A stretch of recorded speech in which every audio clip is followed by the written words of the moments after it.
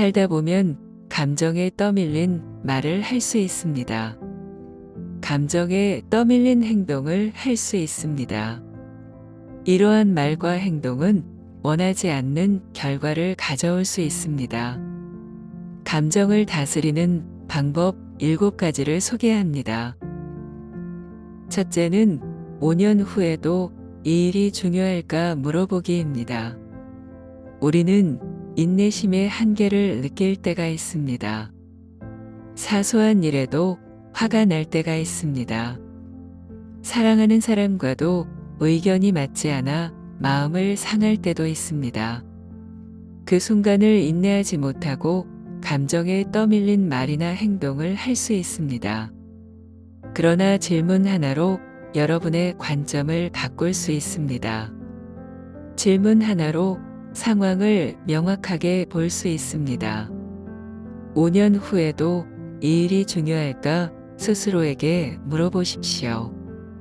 간단한 질문입니다. 그러나 의미 있는 질문입니다. 타임머신을 타고 5년 후를 날아가 현재를 보는 것입니다. 지금 일어나고 있는 일이 무엇인지 정확하게 볼 수 있을 것입니다.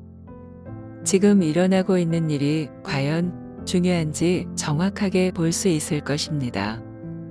인내하지 못하던 일이 갑자기 아무렇지 않게 보일 수 있습니다. 실제로 대부분의 일은 장기적인 관점에서 보면 중요하지 않습니다. 정말 그런지 확인하는 방법이 있습니다.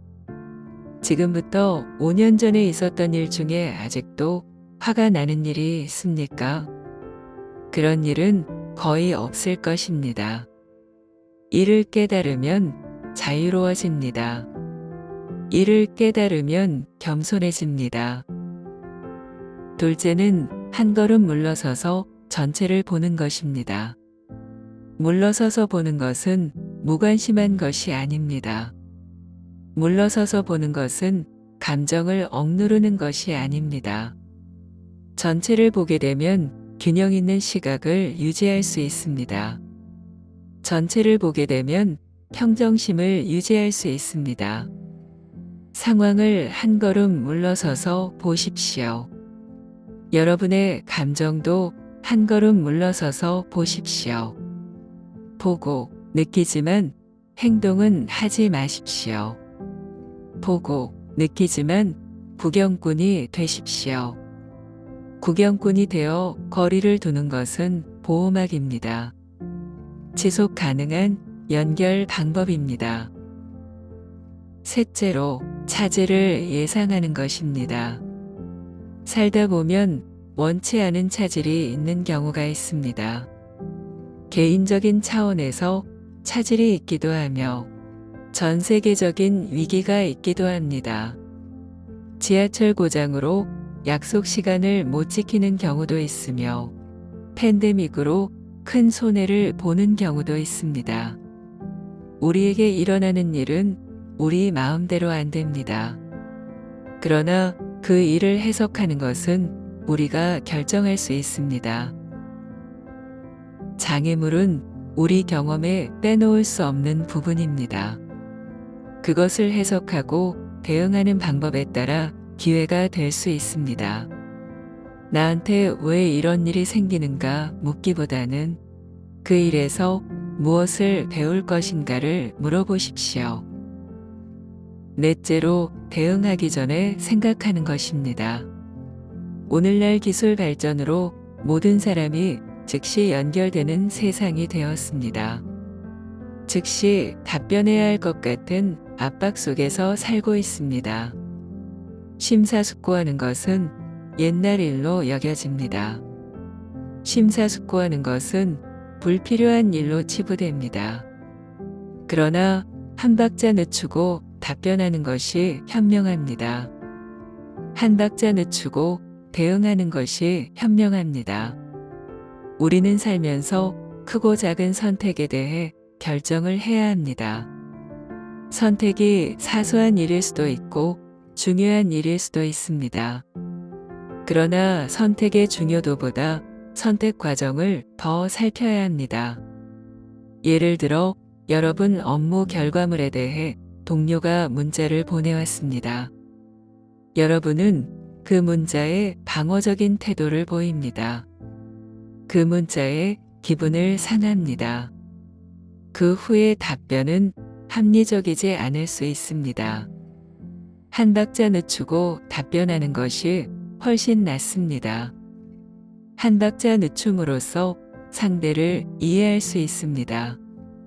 한 박자 늦춤으로써 여러분 자신을 이해할 수 있습니다. 다섯째로 일지를 작성하는 것입니다. 일지는 일기나 블로그도 포함합니다. 일지를 작성하는 것은 시대를 초월하여 가치 있는 일로 평가받아왔습니다. 일지는 단지 일어난 일을 기록하는 것이 아니기 때문입니다. 일지는 일어난 일을 숙고하는 것입니다. 따라서 자기 발전의 도구가 됩니다. 일지는 내 마음의 외부와 내부가 만나는 곳입니다. 외부에서 일어난 일이 내부의 가치나 신념을 만나는 곳입니다.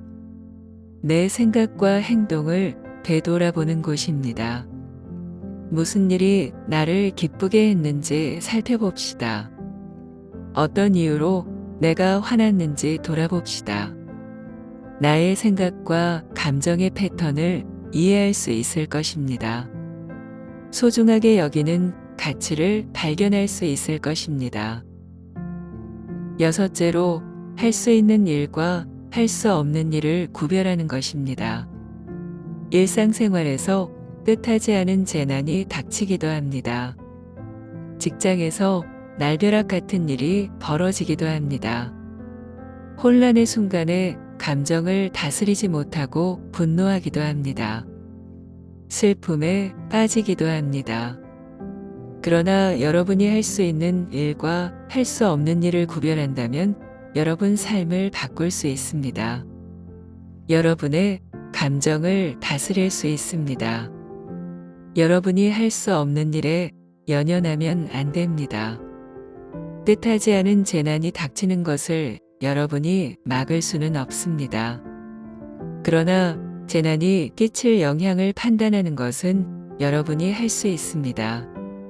재난이 만든 결과에 대응하는 것은 여러분이 할 수 있습니다.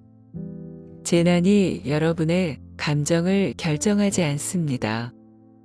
재난에 대한 판단이 여러분의 감정을 결정합니다. 판단에 따른 행동이 여러분의 감정을 결정합니다. 따라서 할 수 있는 일과 할 수 없는 일을 구별하여 어려움을 받아들이고 적응하십시오. 그렇게 하시면 평화로운 마음으로 삶을 나아갈 수 있을 것입니다. 마지막으로 감사하는 것입니다. 감사하는 마음은 자발적인 감정입니다. 그러나 감사하는 마음을 의도적으로 갖는 것이 삶을 향유하는 길입니다. 감사하는 마음은 고맙다는 말을 하는 것 이상입니다. 나의 주변의 사람과 삶을 그리고 사건에 대해 있는 그대로 인정하는 것입니다. 아무리 사소해도 감사하는 것입니다. 목마를 때 물 한 잔, 무더운 날씨에 쏟아지는 소나기에도 감사할 수 있어야 합니다. 의도적으로 감사하는 행동은 이루지 못한 것을 잠시 잊게 합니다. 얻지 못한 것도 잊게 합니다. 여러분이 이룬 것을 감사하십시오. 여러분이 얻은 것을 만끽하십시오. 감사하는 마음으로 만족과 행복을 찾으십시오. 이상 소개한 감정을 다스리는 7가지 방법으로 마음의 평화와 자기 발전을 이루시기를 바랍니다.